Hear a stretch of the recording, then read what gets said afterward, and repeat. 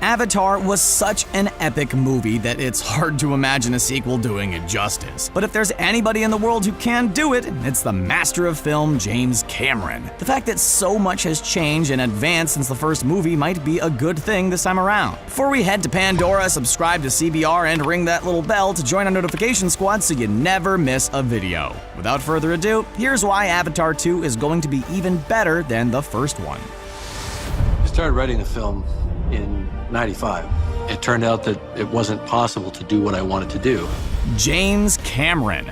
We all know that when it comes to filmmaking, James Cameron is never content with the status quo. He's constantly raising the bar, and his library of work proves this. When it came time to create the first Avatar movie back in 2009, it took Cameron nearly a decade in order to film the epic sci-fi movie. He had a particular vision in his head and needed technology to go ahead and catch up. This unwillingness to compromise on his vision can be frustrating to excited fans, but ultimately means less disappointment. Avatar was an enormous accomplishment in terms of 3D technology. It's not like Cameron's hurting for money, fame, or recognition. He's clearly a precise and passionate filmmaker. Not only would doing a bad job on Avatar 2 let down audiences around the world, but it would mean Cameron letting himself down. While the first Avatar movie was a big deal in many ways, Cameron was limited to the technology available at the time. But now, technology has advanced so much he can finally pull off some things that were simply impossible back in 2009.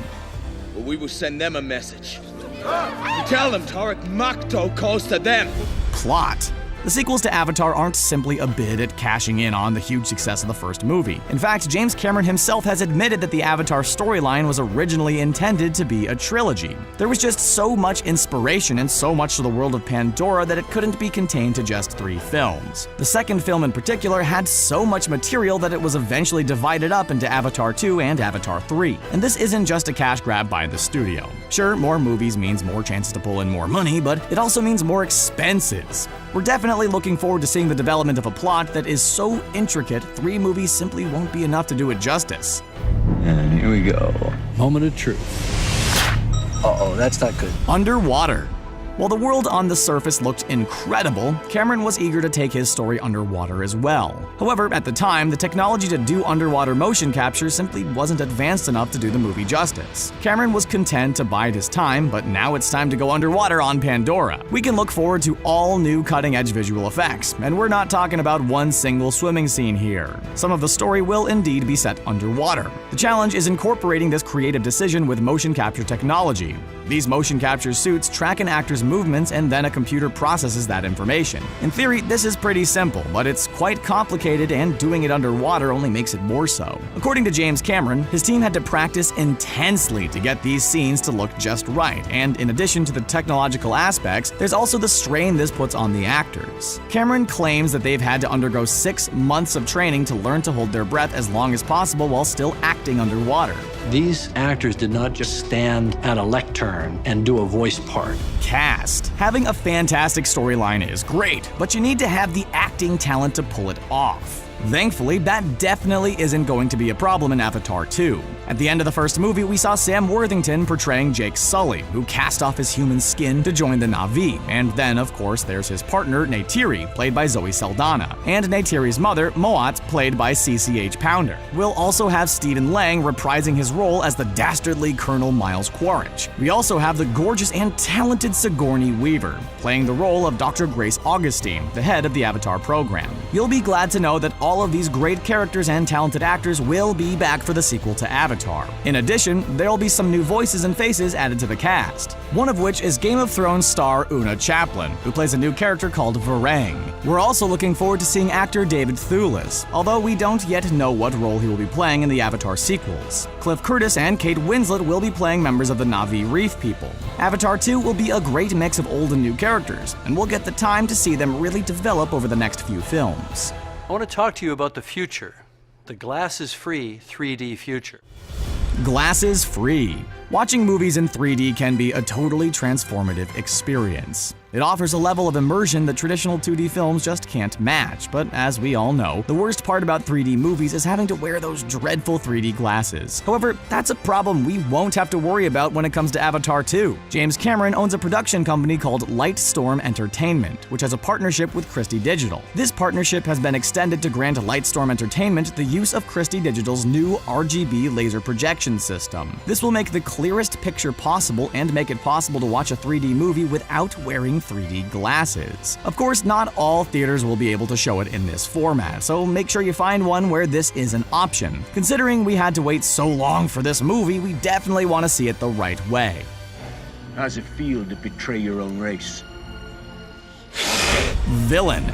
All good movies need a good villain. In the first Avatar movie, we watched our heroes fight against the heartless Colonel Miles Quaritch, played by actor Stephen Lang. Quaritch was fiercely loyal to the military and notoriously uncaring about Pandora's ecosystem and inhabitants. At the end of Avatar, it seemed as if we had seen the last of old Papa Dragon, but it turns out that that isn't the case. It's been confirmed that Lang will be reprising his role in the sequels. While some may question this decision, we believe it's a good thing. Seeing characters we already know interacting with different things on an unfamiliar and epic journey is pretty much a recipe for a great series. Imagine if Darth Vader had perished at the end of Star Wars: A New Hope. Colonel Quaritch was a great villain who served an important role in the first Avatar movie. Having him appear in the sequels is a way to make them appear more cohesive, especially considering the time gap between their releases.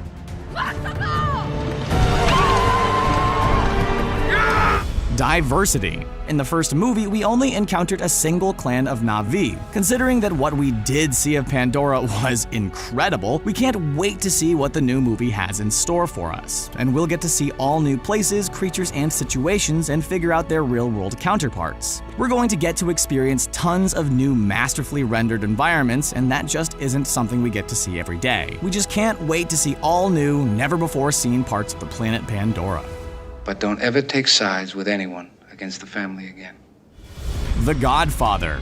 The Godfather trilogy is one of the most epic pieces of film in existence. These crime films were directed by Francis Ford Coppola and quickly became cinematic classics. As a filmmaker, Cameron obviously knows the gravity of comparing his movies to The Godfather, yet that's exactly what he's chosen to do with his Avatar franchise. While it's easy to get caught up in the beautiful world of Pandora, at its heart, the Avatar movies will feature a generational family saga. According to Cameron, The Godfather helped inspire him when coming up with the plot for the sequels. Sure, these genres couldn't possibly be more different, but they'll end up having more in common than you might think. The parent and child relationship will be explored in a huge way, and Cameron promises it's unlike anything currently out there in Hollywood. Seeing interesting characters, multi-generational interactions, and new dynamics definitely sounds like a breath of fresh air. If Avatar 2 is going to be anywhere near as good as The Godfather, we're definitely interested in seeing it.